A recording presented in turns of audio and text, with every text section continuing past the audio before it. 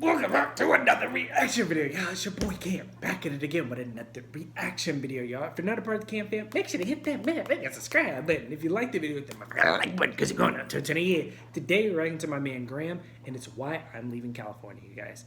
I don't know if this is clickbait because, like I said, majority of his property is in LA. I don't know if he hired a property manager or something to manage it while he's not there. I don't know, you guys.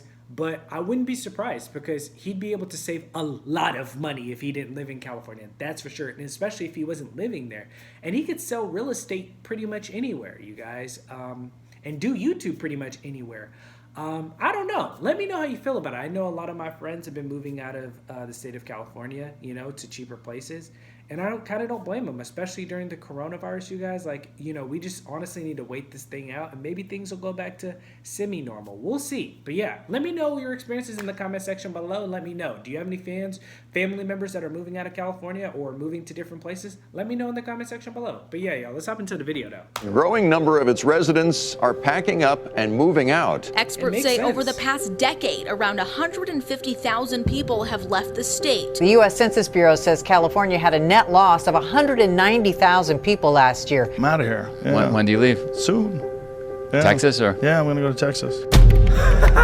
I didn't know Joe Rogan left, but that makes sense. Well, this is certainly not the video I was YouTube expecting to make, but it is official. I am moving out of California. This is not a decision that was taken lightly. In fact, I've rejected the idea for years because California has always been my home. I was raised in Los Angeles. I went through the LA school system. My friends are here. I built my business here. And I don't think I would have the same perspectives I do now had I grown up anywhere else. So to a large extent, growing up in Los Angeles has shaped me into who I am today. But lately, it's been an ongoing struggle to stay. And more often than not, I've been coming up with fewer and fewer justifications of why I should not just pick up and leave to go somewhere else until I did just that. A few weeks ago, I put down a deposit to buy a home in Las Vegas, Nevada, and in a few months, that will officially be my new full-time residence. This is something I've been thinking about for a few years now, although it's always just been a distant thought that I pushed further and further behind because why fix what isn't broke? The breaking point came when my girlfriend and I were visiting some friends in Las Vegas, and Jeremy decided to give us an impromptu home tour across some of the areas of Summerlin and Henderson. There wasn't traffic. There wasn't trash just thrown everywhere. Prices were really affordable. And something that afternoon just switched in that maybe now is the right time to make this happen. See, previously, before the shutdown, I felt like there was an opportunity cost of leaving Los Angeles. This was an area where everyone was moving to. It was a great spot to network. Macy had a great job going into the office every day. And the thought of picking all of that up, cutting ties, and leaving was just too much. But once everything was shut down and both of us went entirely remote, there was the realization that we could work from pretty much anywhere,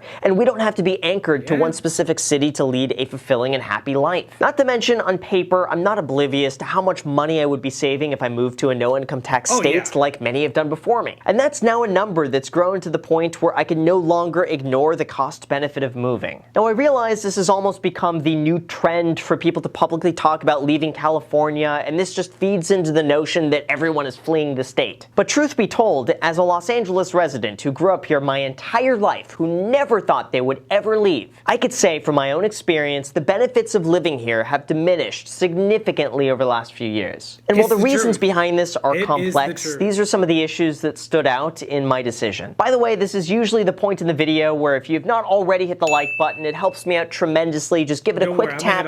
It's totally free, takes just a split second. It helps out the almighty YouTube algorithm. So with that said, thank you so much for doing that, and we'll begin here. First, let's talk briefly about taxes, because I'm sure this is what most of you want to hear about, so I will address it. For those that don't know, California has the highest state income tax across the entire US, and it's as high as 13.3%. Now, throughout my entire 12-year-long career, I've always been supportive of paying my fair share and making sure I support the state that's allowed me so many unique opportunities and experiences. In fact, in a way, this is almost the cost of doing business and getting to reap the benefits of living in the city. For example, maybe someone pays an extra $10,000 a year in tax, but by doing so, they're able to make an extra $40,000 a year. So in those situations, the tax more than pays for itself. But lately, I've been feeling like I'm getting less and less for the taxes that are contributed. And from a cost-benefit standpoint, there's a lot I'm leaving on the table if I choose to stay. And when it comes to the future and wanting to start a family and wanting to use that money to have a much larger impact on the world one day, the cost of taxes is something I need to evaluate. Now, on the surface, from a numbers standpoint, leaving the state would save me a lot of money. Just this year alone, I'm estimating starting, I'll pay about $400,000 towards California state income tax. And last year, I paid about $200,000 towards state income tax, none of which, by the way, is deductible on a federal level. So I'm at the point where I have to closely monitor where my money is allocated and if it's worth relocating to a place where everything goes a lot further. As most of you know, I'm all about long-term, compounded growth when you invest your money. And at my current income, a $300,000 a year savings could turn into $9 million 15 years from now. That's a lot of money that could go towards the projects, organizations, and innovations I want to directly support. And as I continue to grow my career and expand, this is something I want to be very diligent of. Not to mention, Los Angeles taxes just about everything. They have one of the highest sales taxes in the nation at close to 10%. And the city also has a business tax on top of everything else that they require you to pay into if you're working within the city as an independent contractor or sole proprietor. There's just so much to keep track of, and it makes it very difficult to understand where your money is going or how it's being spent. The second, it's also incredibly unfortunate that homelessness and crime has been a major problem of Los Angeles for as long as I've been alive. Although in the last few years, it's taken a drastically different turn. It's been nearly impossible to walk down the street without stepping past drug usage, tents, trash, and people who are not being treated appropriately. It's an epidemic that's not been properly addressed, and the state has not found a way to remedy the situation and give people the adequate care they need. It's gotten to the point where my girlfriend does not feel safe to walk down to the grocery store at night because there are people shouting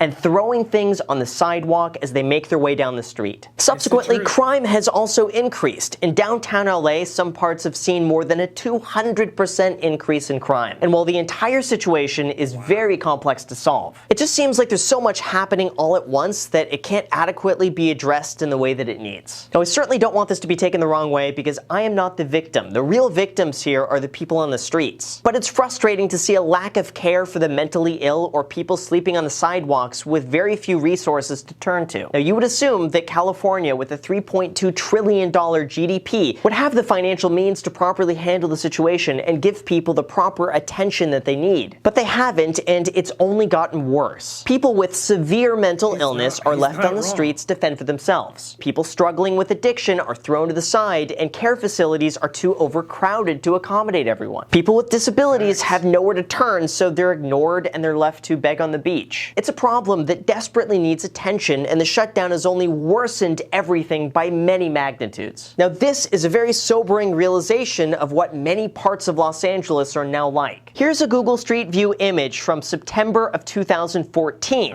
And here is the exact same spot now, just a few years later. It's sad to see that we have not found a proper way to help the situation, and instead, we've largely just ignored the core issues or offered too little too late. Lastly, I think it's no surprise that the cost of living in Los Angeles is really high, and there's a premium that you pay to live in an area where you could drive to the beach, to the mountains, to the desert, and to Disneyland, all in the same day with 75-degree weather year-round. But that cost comes at the expense of nearly everything. The obvious one is housing. Now, I've always maintained that you can live in a high cost of living area on a budget if you're creative and you don't mind putting in the work. For example, I was able to buy my duplex in the middle of the city for $0 out of pocket through a series of strategic renovations and refinances that allowed me to live in there for nothing while I rented out the other side. But still, the initial purchase price of that home was enough to purchase a mansion in any other part of the country. Now, here's what's happening. Right now, everything in Los Angeles is dictated by parking. Every unit you build is required to have its own dedicated parking space. So if you want to go and build a 600 square foot apartment, for example, you also have to include another 300 square feet for that resident to park their car. So that then leads the question, where are you going to build that parking space? If you put it on ground level, that takes away from the square footage you could build in terms of living area. But then if you want to go and dig below ground, that ends up costing a significant amount of money. So either way, that needs to be factored in the cost of building the unit, and then that cost gets passed on to the customer. But then if that cost is too expensive for someone to buy, the developer just says, well,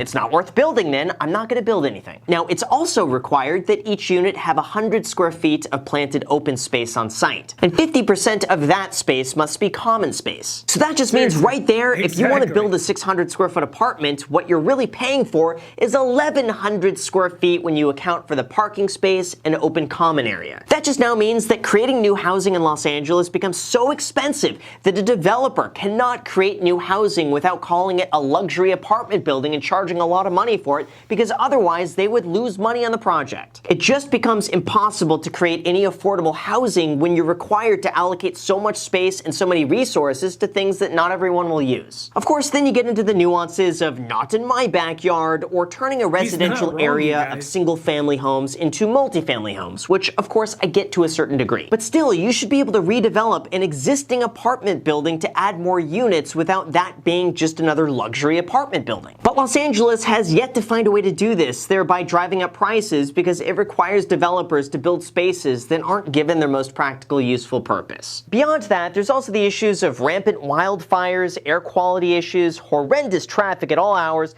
business tax and regulation, and a myriad of other issues, none of which, by the way, are political. But finally, something had to give, and eventually it did. And it seems like moving out of California has become more and more common now that remote working is widely accepted. I've spoken with a lot of realtors out in Las Vegas, and all of them have confirmed exactly what I've thought. Most of the buyers in the $1 to $2 million price point are coming from California, and they're all leaving for the same reasons as I am. Many of those buyers are also potentially worried about increasing California tax rates, a potential wealth tax, and the unknowns of what California might try to instate. So they feel like getting out now is better than waiting, especially if they're able to operate a remote working environment. I'm also thinking about this decision long term as well. One day I would love to start a family, and there's the concern that California could get much worse if nothing is done. Crime rates, traffic, trash, air quality, congestion, taxes, and business regulation make it very difficult to want to stay. And the difference is in terms of quality of life is just too significant to ignore. Now, if you're curious why Las Vegas, that's a good question. I wanted to be somewhere driving distance of Los Angeles because I own property here, my girlfriend and I both have family here, and it's easy to drive here and vacation for a weekend without much forethought. I like the idea of just being a 4-hour drive away from everything in the event something came up. And if I moved to any other area, it would require us to book a plane ticket and a lot more planning than simply just jumping in the car last minute and then navigating on autopilot. We also both have a lot of friends and business connections in Las Vegas, some of which just happen to have moved from LA to Vegas years before us. So it just kind of makes some sense to move with the tide and join them. Now, I'm still going to keep all of my properties, I'm still going to keep my home here so we have a place to return back to for vacations. But for all other purposes, it just makes too much sense to pick up and move to Nevada. Now, on the positive side here, geographically, California is a beautiful place to live that has a lot to offer. And I believe there's always going to be demand for people who want to live by the coast. But for me, the opportunity cost of not moving just got to a place where it's worth it to move. Now, when it comes to you, absolutely nothing changes. I'm still going to be making the exact same content, and I'm building out an even better filming set in Las Vegas. And I'm also going to recreate a space that's exactly the same over there as I have right here, so visually, you're not going to even be able to tell there was a difference. But I also can't say that I'm not sad to see so many people leaving, and for the city I grew up in to degrade so quickly, and for the quality of living to go down so fast while also feeling like there's no real solution to work towards. And I understand, it's such a delicate, complex situation, but to see such a sharp decline so quickly was rather shocking. But I'm also very excited on this next journey of life and for everything else to follow. So with that said, you guys, thank you so much for watching. I really appreciate it. As always, make sure to destroy the like button, subscribe button, and notification bell.